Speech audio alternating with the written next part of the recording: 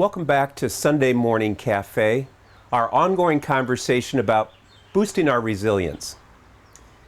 Today, we'd like to reflect on what have you learned so far in this journey. Now, when I have gone on long hikes, long bike rides, long kind of day-long canoe rides, there comes a moment in that journey where it's time to stop and get out the map and kind of take stock of where I am, where we are, and where we're heading to. So I'll invite you along with me to kind of stick your head up for a second and have a look around, and let's kind of reconnoiter, where are we in this moment? By my reckoning, I believe we've passed that mark of the end of the beginning in this journey. We've made it to the end of the beginning, and we're now fully into the middle part of the journey, the middle passageway. You know, we've weighed the idea, you can't keep an economy shut down forever because of the wreckage that happens to people's lives, and at the same time, COVID-19 is still here. So we have to open up really, really safely. Here we are in the middle part of our journey. It seems to me when you pass a nodal point, like we've crossed this part of the journey and now we're in that part, it's useful to look back over our shoulder and see, what have you learned on the way? What do you want to take with you on the next part of the journey that you picked up from the last part of the journey, and what do you want to leave behind? To do that, I just want to introduce the concept of the hero's journey that comes from Jungian psychology. The hero's journey would be those kind of archetypical stories that you find in every culture. The ones you might recognize would be Luke Skywalker's Odyssey. Well, I say the Odyssey, that's maybe one of the first that you think of in Western civilization, the Odyssey. That's in old Greek literature. Dorothy Gale from Kansas in Wizard of Oz would be another one. And generally, the structure of those stories is the same. You have a main character that's otherwise kind of a run-of-the-mill ordinary person, but extraordinary circumstances happen. And generally, it's a crisis that threatens to undo that character. And in the course of going through that dark chapter that's not of their own choosing, if they could dump this adventure they're on, they would dump it, because it threatens to undo them and take them apart. But in the midst of that journey, generally they find out some strengths or skills that they didn't know that they had. Generally, a person or people of blessing show up with mentoring or with help when help is needed, and that shows up. And then eventually, they make it out of that and go back to their life in some way, bringing all of what they learned and this new sense of self into that new beginning.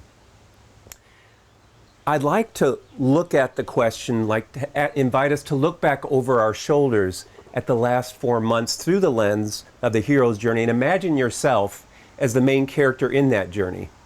Because I'd like to maintain that is what you are, this journey that we've been on so far. So this would be a good point where I'd invite you to put pause on this video and get your journal or a piece of paper and a pen, or get your phone to take some notes. Because what I'd like to do as you're looking back over your shoulder is to provide you some questions for reflection that you could write down. Then you could use your journaling in a group meeting with your family, a Zoom meeting with your support group or your Bible study group, or you could just use it for your own personal reflection. So go ahead, get your journal, get your phone, and I'll be waiting for you right back here when you come back. And now, are you back? Because I'd like to introduce some questions here. The first one is this. As you look back over the last 4 months, what's a strength that you discovered about yourself through the quarantine, through the sheltering in place, and now that we're in the middle passageway? What's a strength you discovered about yourself, or a strength you knew you had but it was just highlighted? And maybe tell a little bit of the story of, like, what are the circumstances where that strength was highlighted? That's the first question. Second question, what was a vulnerability in you that was pushed on through this? A vulnerability that was highlighted, kind of pushed on.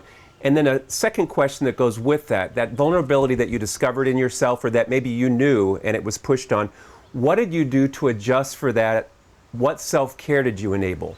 So for instance, I'm thinking of a family where they would get together every night and say, how is your mood? And the dad in this family said, well, you know what? I ended up going to get an antidepressant, an SSRI, because I wasn't sleeping. The daughter says, oh, who struggles with anxiety, says, I didn't know you had that, Dad. And now they talk about that on a regular basis. That vulnerability became a place of strength in their family. I'm thinking of someone who is a recovering alcoholic that discovered that relapse was like right there. And so he increased his number of Zoom AA meetings. What's that vulnerability? How did you adjust for it with self-care? Got a third one. Who were those people of blessing in this last 4 months? Or who was a person of blessing? How did they bless you? In what way did they bless you? Was it something as simple as warm-hearted conversations where you were willing to be vulnerable with them, they were willing to be vulnerable with you, and just putting things in the light made it better? Was it someone who just showed up and did something for you? Hearing stories all over the place of neighbors that are coming to their elderly neighbors and saying, can I shop for you? Who were the people of blessing, and how did they bless you? What was that blessing? Once you've determined that, if you really want to grow your resilience, write them a thank you note. And if you wanted to really boost your resilience, read it to them live. There are actual studies that show us that when you write a thank you note, you will find your happiness indices going up, depression and anxiety going down, and it strengthens it when you do it live with the person. All right, that was my third question. I've got a fourth. What was a ritual or a regular practice that you engaged in that grounded you and gave you a sense of being grounded through this? And it could have been something like as simple as a daily schedule that you decided you were going to keep. Or it could be a ritual like something to do with your spiritual life. I've known some of you have gotten into sewing. Some of you have gotten into your landscaping. Some of you, your music has become important to you again.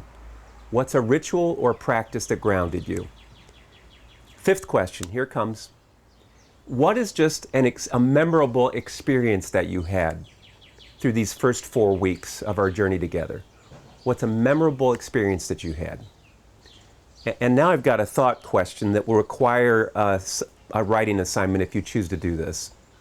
I want you to imagine it's 20 years from now, and a beloved niece, nephew, grandchild comes to you and asks you, in the pandemic of 2020, what is something you learned? What's some wisdom that you picked up? And the way that you have to communicate something that you learned and wisdom you picked up was by telling the story of an experience that you had in the pandemic. Again, I'm going to repeat myself. It's 20 years from now. If you're 80, you'll be 100. Let's just pretend that you've got all your mind and you're able to tell a good story when you're 100. A beloved niece, nephew, grandchild comes to you and asks, back during the pandemic of 2020, what's something that you learned? What's some wisdom that you picked up? And the way you have to answer them is by means of telling a story from these last 4 months that exemplifies something you learned or some wisdom you picked up. So those are the questions that I have. Now, I want to conclude by looking forward and not just backward now and saying, we are not at the end of our journey, are we? We're in the middle passageway. And I'd like to end with just a very brief reflection on the middle passageway. And that reflection will be on the topic of freedom. One of the coolest things, and it's not the only cool thing, there are many cool things about being American, and one of those things is our love for freedom, self-determination. If you take that concept of freedom and you cycle it through the spiritual traditions that we bring into this conversation, you discover a deepening of the concept of freedom. Because in our spiritual traditions, freedom is seen as a capacity or a potentiality that's fulfilled when we spend that freedom on self-donation, when we spend that freedom on the common good. Now, this sounds very theoretical, but let me put the hard edges of an experience around it. I've got a dear friend who 34 years ago gave birth to a son who had a congenital problem, and now here he is in his 30s, and his immune system is therefore compromised. Now, I don't like wearing a mask because look at this big nose of mine. When I put it on, it just confines, it's hard to breathe, it's hot. I don't like wearing it. But here's the thing. When I think about my friend, I think if I'm an asymptomatic carrier, I don't know that I have it, and I'm out there, the thought that I'm not wearing my mask and I could give it to the equivalent of my friend, who could give it then in turn to her son, who, by the way, is brilliant and is using his brilliance in a field that may someday save one of my kids' lives, one of my grandkids' lives. To think that his life's expendable, it isn't. And so I want to spend my freedom wearing my mask, doing those things to keep one another safe, spend my freedom on the common good. And so I'd like to end our time together by saying, let's take good care of one another here in the middle passageway. I know the theme song right now is I'm so over this, and believe you me, I feel that way too. But the thing is that COVID-19 is not over us. And so let's keep each other safe. Let's spend our freedom like that. And so let's wrap up the wisdom that we picked up in the first part of this journey and take it with us, so when the time does come for that new beginning, and there will be a new beginning, there will be the new normal, we don't want to leave behind the wisdom that we've picked up along the way. Knowledge is that thing you pick up in a book. Wisdom is that thing you bleed for. Wisdom is that thing you sweat for. Wisdom is that thing you suffer to pick up. Let's not leave 1 ounce of that wisdom aside as we construct our new normal.